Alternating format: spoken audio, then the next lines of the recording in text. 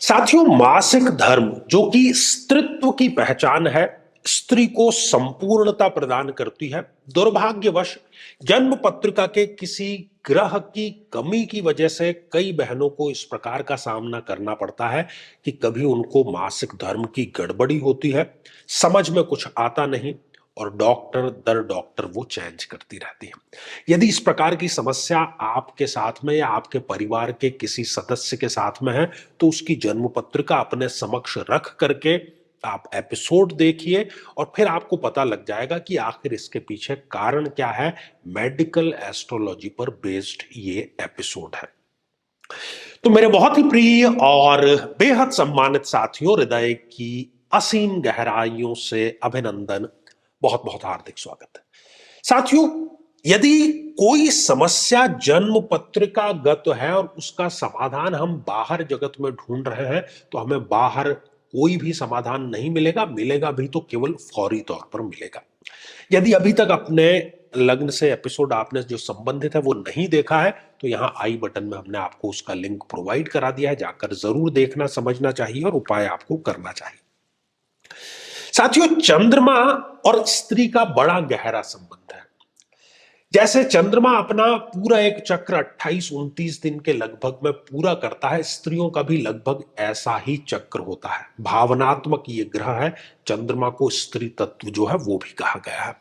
सिंह लग्न की यदि हम बात करें तो सिंह लग्न में वैसे भी चंद्रमा एक अति मारक ग्रह है। यदि उसकी परिस्थितियां खराब है तो वो इस प्रकार के मासिक की गड़बड़ी बहनों को अवश्य देता है। सबसे पहले, यदि चंद्रमा इस छठे भाव में विराजमान है तो किशोर अवस्था से ही ऐसी बहनों को मासिक धर्म संबंधी किसी न किसी प्रकार की समस्या रहती है, परेशानी रहती ही है। साथियों, चंद्रमा यदि इस अष्टम भाव में विराजमान हो तो यह समस्या जो है ये बहुत गहरी, बहुत सीवियर होती है। उनको ये समझ में नहीं आता कि आखिर ये हो क्या रहा है और कई बार तो उनको आत्महत्या के विचार भी अवश्य आ जाते हैं।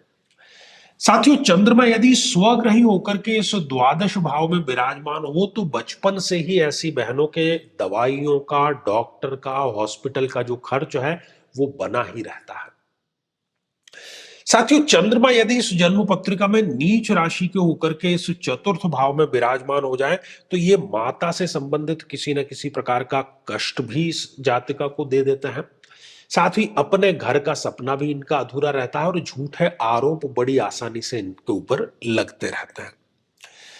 साथियों, चंद्रमा यदि इस जन्म पत्रिका में किसी पाप ग्रह के साथ में, यदि मैं बात करूं वो राहु के साथ में या केतु के साथ में या शनि के साथ में विराजमान हो, राहु और केतु के साथ में वो किसी भी भाव में यदि विराजमान है तो उसको हम कहते हैं कि यह ग्रहण योग बन गया। चंद्रमा यदि शनि के साथ में किसी भी भाव में विराजमान है तो हम कहते हैं कि वो विष दोष बन गया। इस प्रकार के ग्रहण और विष दोष भी मासिक धर्म की गड़बड़ी का कारण अवश्य बन जाते हैं। और साथ ही इस प्रकार के जो योग हैं उसके कारण इनके जीवन में कोई ऐसा व्यक्ति जरूर होता है जो इनको लगातार नेगेटिव फीडिंग देता रहता है। साथियों, इसके अतिरिक्त आप देखिए कि जन्म पत्रिका में चंद्रमा यदि स्वयं 0 डिग्री के या 28-29 जैसी अंतिम डिग्रियों के विराजमान है, 0 डिग्री एक नवजात शिशु जैसा है और 28-29 डिग्री मतलब एक वयोवृद्ध है। दोनों ही जो है वो अपने कार्यों के लिए लोगों पर निर्भर होते हैं। चंद्रमा यहां पर बलहीन हो गया है और बलहीन चंद्रमा स्त्रीत्व में कमी करता है, मतलब मासिक धर्म में वो कमी करता है, किसी न किसी प्रकार की समस्या अवश्य देता है। फिर आप देखिए कि चंद्रमा किसी भी भाव में यदि सूर्य के बहुत क्लोज कंजक्शन में है, लग्न कुंडली में अस्त अवस्था में है, तो भी वो यहां पर मासिक धर्म की कोई ना कोई गड़बड़ इनको अवश्य दे देता है। तो साथियों, ये जो सारी की सारी परिस्थितियां हैं, ये मासिक धर्म की इरेगुलरिटी या मासिक धर्म ना होना या स्त्री तत्व से संबंधित तो कोई ना कोई समस्या इनको अवश्य दे देता है। ऐसी सभी बहनों को चाहिए कि वो चंद्रमा के अभिमंत्रित जल का नियमित रूप से सेवन अवश्य करें और साथ ही इनको जो महादशा चल रही है उसकी महादशा मंत्र साधना अवश्य करें।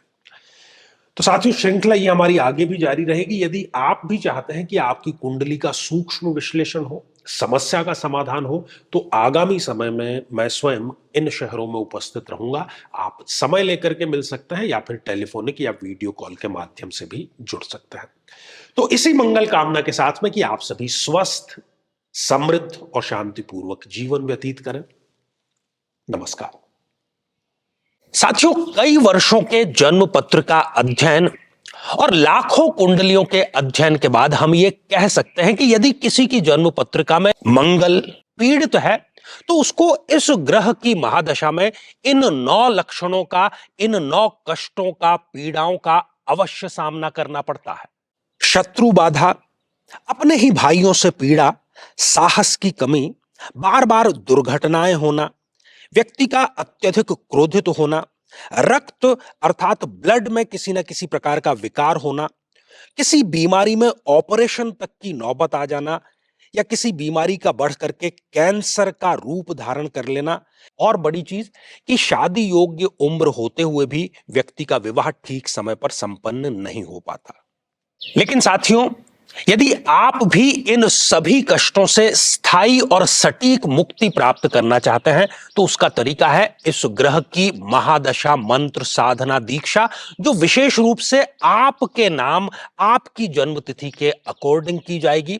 और गुरु दीक्षा के माध्यम से अभिमंत्रित माला भी आपको प्रदान की जाएगी, ताकि न केवल ये सारे कष्ट दूर हों, बल्कि ये पूरी की पूरी महादशा आपके लिए शांतिदायक और सुख समृद्धिदायक साबित हो।